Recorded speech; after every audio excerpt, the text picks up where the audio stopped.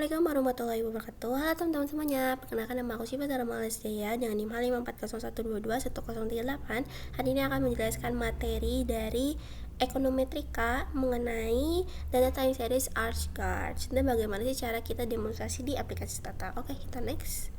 Nah, kita harus tahu dulu latar belakang Arch dan Guards ini tuh apa sih. Nah, di mana Arch dan Guards ini tuh merupakan data model time series yang memiliki volatilitas dalam datanya. Nah, volatilitas ini adalah keadaan di mana datanya mengalami fluktuasi naik turun yang sangat tajam dan membentuk klaster. Nah, ini juga dapat membuat data yang naik menjadi naik terus dan maupun data yang turun menjadi turun terus. Nah, sehingga variasi datanya ini tidak konstan, menyebabkan kemungkinan datanya ini tidak memiliki asumsi dan terdapat ini, mohon maaf salah, harusnya homoskedastisitas di mana residual variance atau errornya ini tuh konstan. Nah, untuk penanganannya ini kita tidak bisa menggunakan regresi OLS ya teman-teman, karena tidak memenuhi asumsi klasik data yang harusnya ini homoskedastisitas. Nah, jika dipasang maka estimasi dari hasilnya ini tuh kurang aktual dan hasil peramalannya tidak valid atau reliable. Kita next. Untuk pengertian dari ARCH atau Autoregressive Conditional Heteroscedasticity ini merupakan model statistik yang digunakan untuk menganalisis dan memprediksi volatilitas atau volatility clustering dalam data time series. Yang pertama kali diperkenalkan oleh Robert Engel pada tahun 82 yang dirancang untuk menangani situasi di mana residual dari model regresi ini tidak konstan karena dipengaruhi oleh kuadrat residual dari periode sebelumnya. Nah, bedanya apa sih sama model time series lain? Nah, ARCH ini tuh cenderung lebih kompleks, memiliki asumsi validitas yang lebih ketat dan dirancang ini khusus untuk menangani heteros atau varians dari residual tidak konstan, sehingga datanya ini dapat menangkap pola volatilitas yang berubah-ubah dalam data. Next. Nah, untuk model dari ARCH ini sendiri itu dimana AR-nya ini merupakan estimasi dari model ARMA dan ARIMA dengan nilai ordonya ini P kecil. Nah, sedangkan untuk CH-nya ini adalah model dimana untuk memodelkan dari heteroskedastisitasnya sendiri, sehingga perlu dilakukan uji heteros. Makanya namanya juga tadi ada conditional heteroskedasticity. Kita lanjut. Untuk kelebihan dan kekurangan dari model ARCH, di mana kelebihan ini dapat memberikan informasi detail tentang fluktuasi dan pola volatilitas dalam data dan sangat berguna untuk analisis risiko keuangan maupun ekonomi.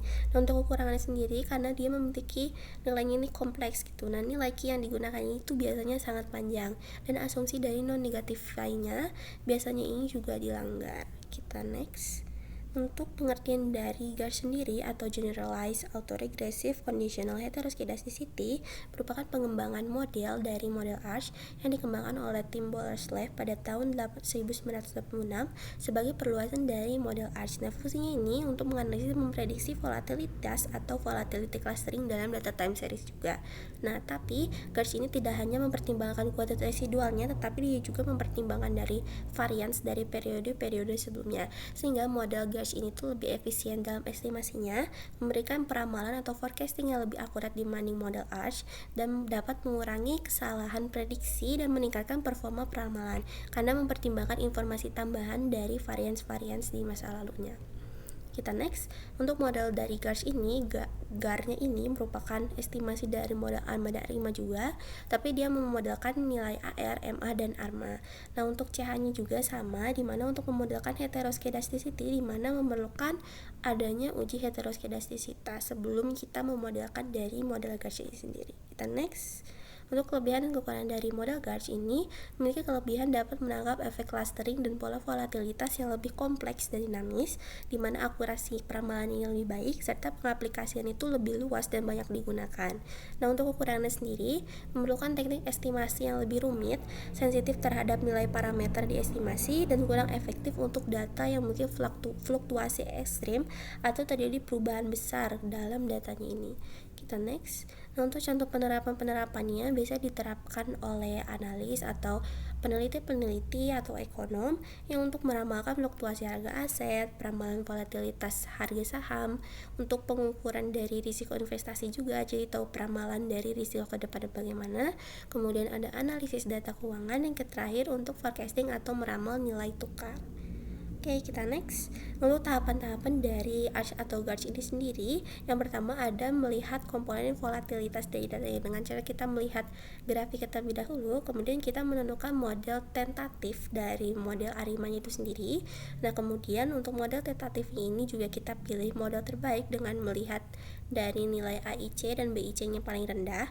Kemudian jika datanya ini memang memiliki p-value kurang dari 5% atau 0,05, maka wajib lanjut ke uji Arch, karena dia tidak bisa hanya menggunakan dari uji Arimanya sendiri, tapi memerlukan dari uji Arch untuk menghilangkan heteroskedastisitasnya.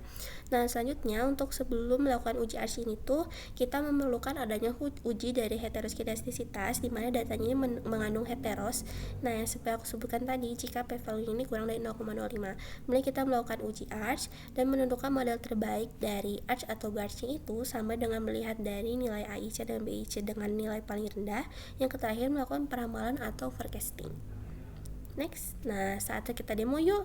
Ayo kita demo di aplikasi Stata.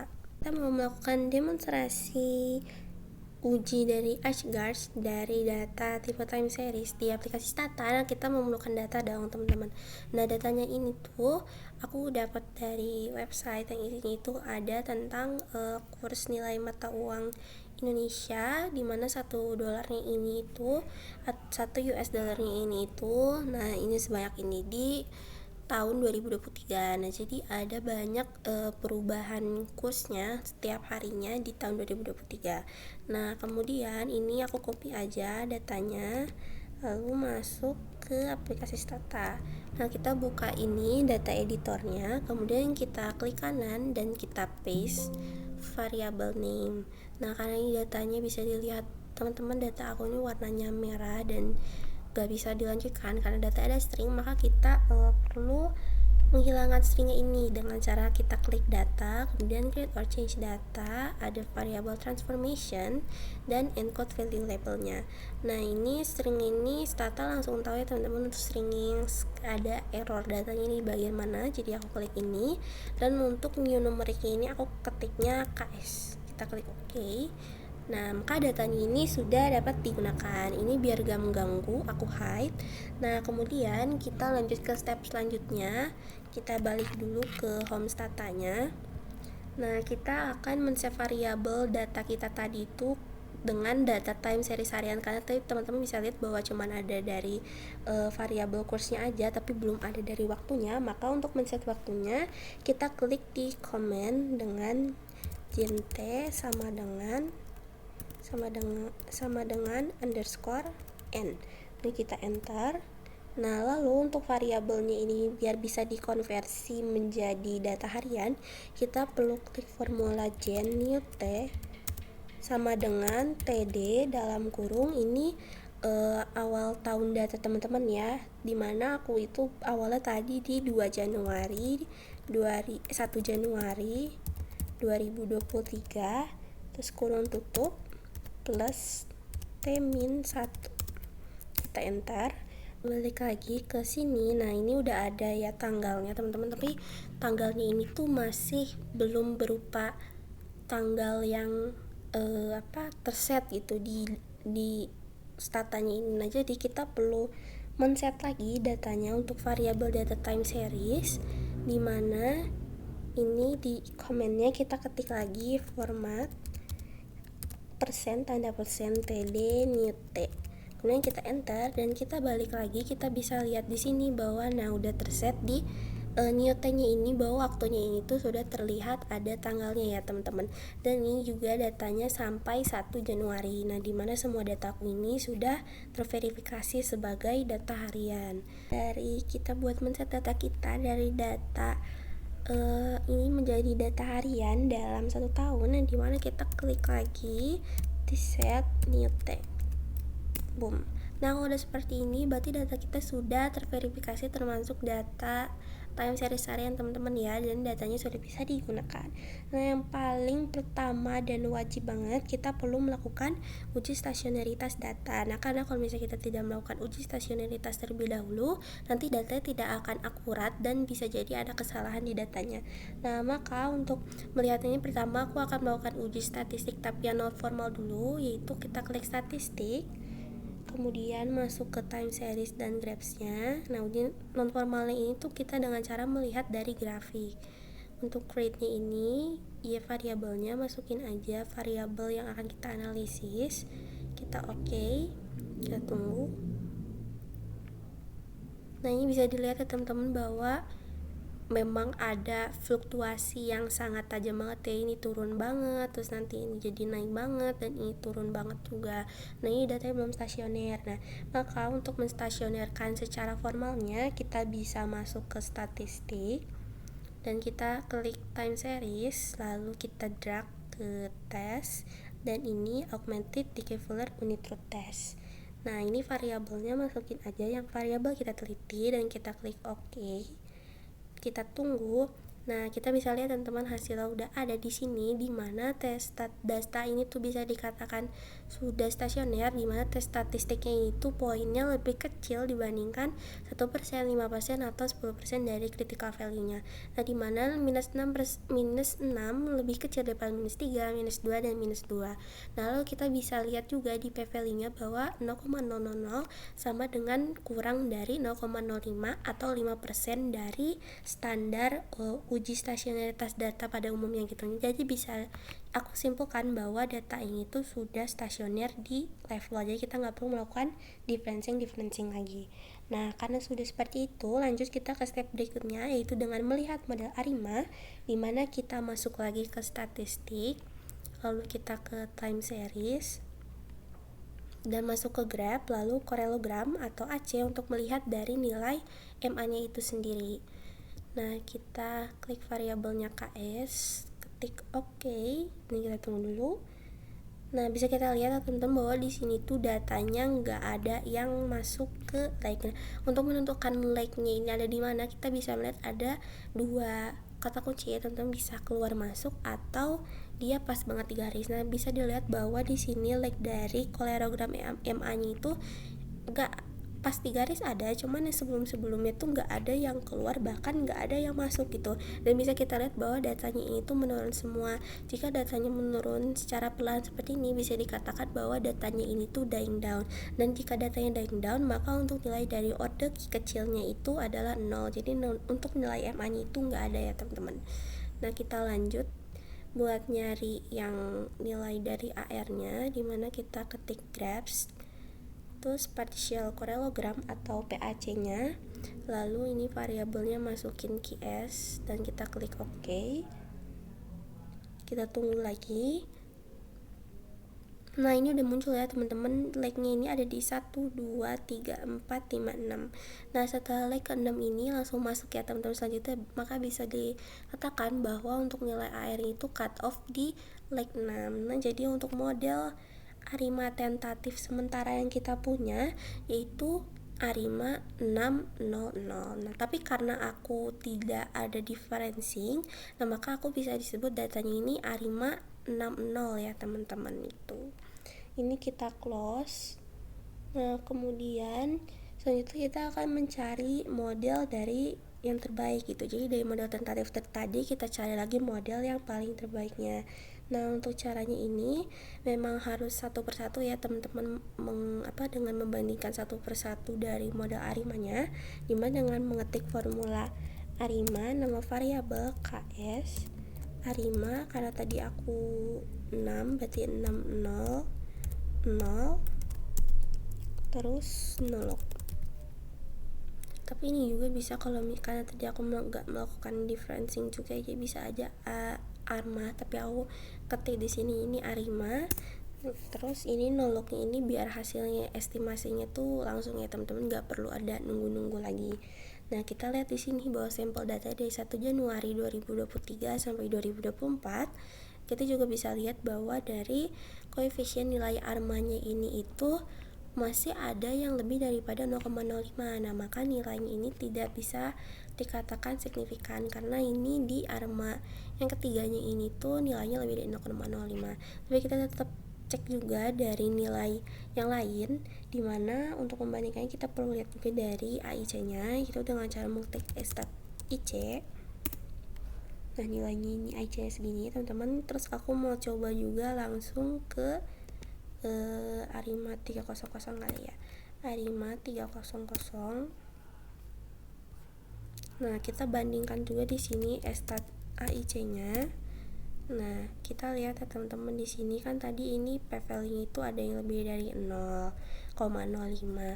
Nah, kalau yang dari ARIMA 300 itu kita lihat bahwa dari nilai p-value ini udah signifikan semua ya teman-teman, tapi memang dari nilai AIC-nya ini tuh lebih kecil ya dari nilai si ARIMA 600. Nah, tapi aku simpulkan nilai untuk model terbaik kita saat ini itu ARIMA 300. Nah, kenapa? Karena ya memang sudah signifikan, sedangkan 600 tadi itu p-value-nya tidak signifikan walaupun dia punya nilai AIC-nya itu lebih kecil gitu. Nah, jadi untuk model terbaik kita sementara yaitu ARIMA 300. Kita juga harus mengecek apakah model yang kita terbaik tadi tuh cukup sampai ARIMA aja atau kita harus melakukan uji heterosnya juga. Nah, cara untuk memunculkan dari nilai residualnya itu kita klik di komen dengan predict uhat resid. Ini kita enter. Nah, ini bisa kayak gini muncul. Nah, untuk melakukan uji heterosnya ini kita klik lagi regress uhat, enter. Untuk muncul hasil seperti ini teman-teman, dimana data yang dikatakan memiliki heteroskedastisitas ini tuh memiliki nilai value-nya itu kurang dari 0,05 gitu. Nah, sedangkan kalau misalnya udah lebih dari 0,5 berarti datanya ini sudah dikatakan homos dan tidak perlu melakukan heteros lagi. Nah, tapi kita perlu melihat dari stat arch-nya dulu dengan cara mengetik stat arch lm. Nah, ini kita bisa lihat teman-teman bahwa nilai dari probe-nya ini untuk LM test untuk arch-nya ini tuh 0,00000. Nah, dimana menandakan bahwa nilainya itu masih kurang dari 0,05 atau 5%, menandakan bahwa masih ada heteros gitu. Nah, jadi untuk model ARIMA itu nggak cukup. Jadi kita masih memerlukan ke uji-uji yang arch-nya juga gitu. Nah, aku kurang dari 0,5, maka aku harus melakukan permodelan pada arch-nya. Caranya itu masuk ke statistik, lalu time series dan arch gauge. Kemudian aku masukkan dependent variabelnya ini KS. Nah, untuk ini kita coba di level arch-nya dulu ya teman-teman. Kita masuk ke model kedua, dimana kita masukin nilai dari ARIMA kita tadi berapa. Karena tadi aku 3, jadi 300, aku ketik OK. Nah, ini setelah ini muncul ya teman-teman. Nah, ini maksud aku tadi nggak perlu biar ada iteration kayak gini, kita klik nolok aja gitu. Nah, setelah itu kita bisa lihat di nilai armanya bahwa memang sudah signifikan gitu teman-teman, di p-value ini sudah 0,05. Nah, kita perlu lihat dari statnya juga untuk estimasi dari nilai permodalan arch itu modalnya terbaik dia menggunakan arch aja atau perlu pakai guard juga gitu. Ini kita ketik stat IC, muncul nilai seperti ini. Nah, kadang untuk nilai dari arch ini segini ya teman-teman. Aku juga mau bandingin dari guards-nya, dimana kita tambahin guards-nya ini masuk ke time series, kemudian kita masuk ke arch guards. Nah, ini aku tambahin guards-nya. Oke.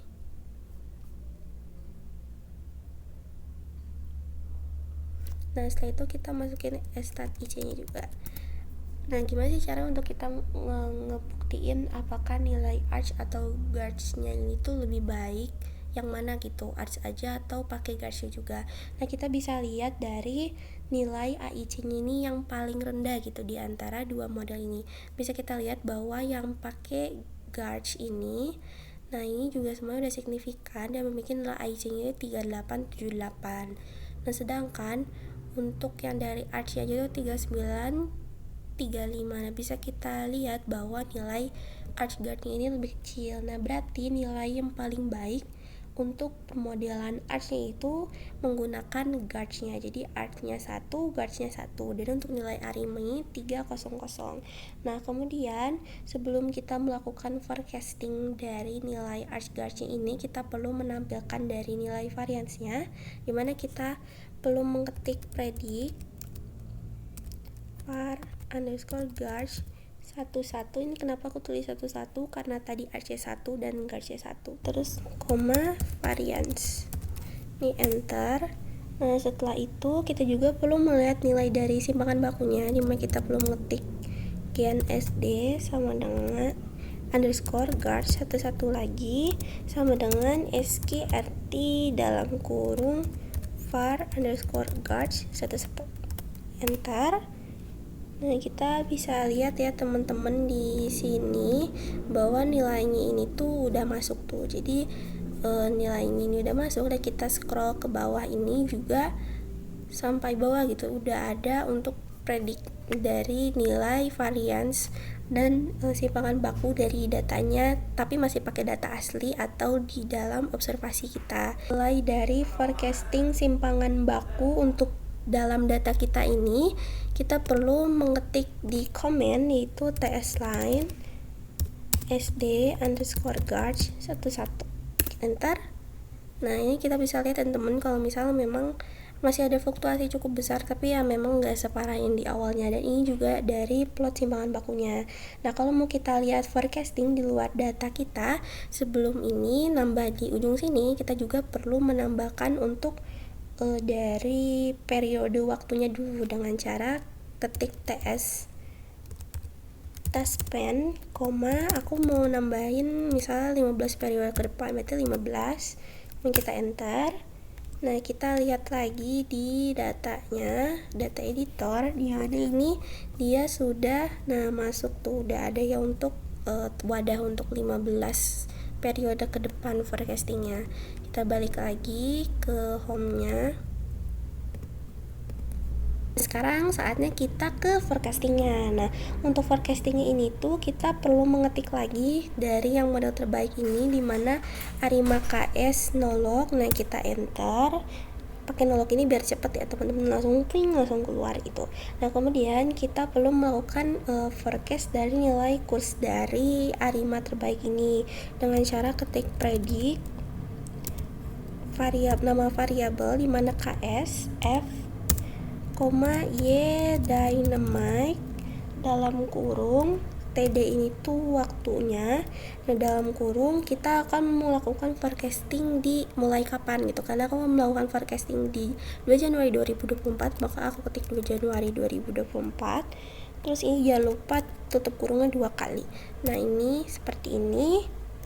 Kita bisa lihat lagi di datanya nih, udah muncul ya teman-teman untuk dari forecasting dari KS atau kursi ini tuh. Jadi dimana di tahun 2024 bulan Januari tanggal 2, dari sebelumnya forecasting tanggal 1 itu 17.198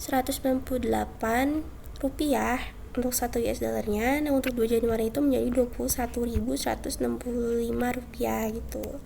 Nah tapi setelah kita mengetahui dari nilai ininya, kita juga perlu forecast dari nilai simpangan bakunya gitu. Nah dengan cara kita ketik predict variabel f var f, y dynamic dalam kurung tadi td 2 Januari 2024, tanda kurungnya jangan lupa 2 kali. Nah ini kita lihat lagi di datanya. Nah ini untuk varnya ya, variansnya. Jadi varians dari awal bulan Januari 2023 tanggal 1 sampai 16 Januari 2024 ini tuh variansnya seperti ini teman-teman. Dan hasilnya juga untuk forecastingnya seperti ini. Nah lalu kita melakukan step terakhir, dimana kita perlu mengenerate dari variabel tadi dengan cara gen sdf sama dengan sqrt dalam kurung var f. Nah, kita bisa lihat lagi di sini. Nah, muncul. Jadi teman-teman, ini semua dari hasil dari forecasting di awal bulan 2 Januari 2024 sampai 16 Januari 2024. Mungkin sekian juga demonstrasi Stata untuk forecasting data ArchGuards dari aku. Mohon maaf bila banyak ada kesalahan dalam demonstrasinya dan ada kesalahan pengucapannya juga. Terima kasih banyak teman-teman yang sudah menonton sampai akhir. Semoga bermanfaat. Wassalamualaikum warahmatullahi wabarakatuh. Have a nice day. Bye bye.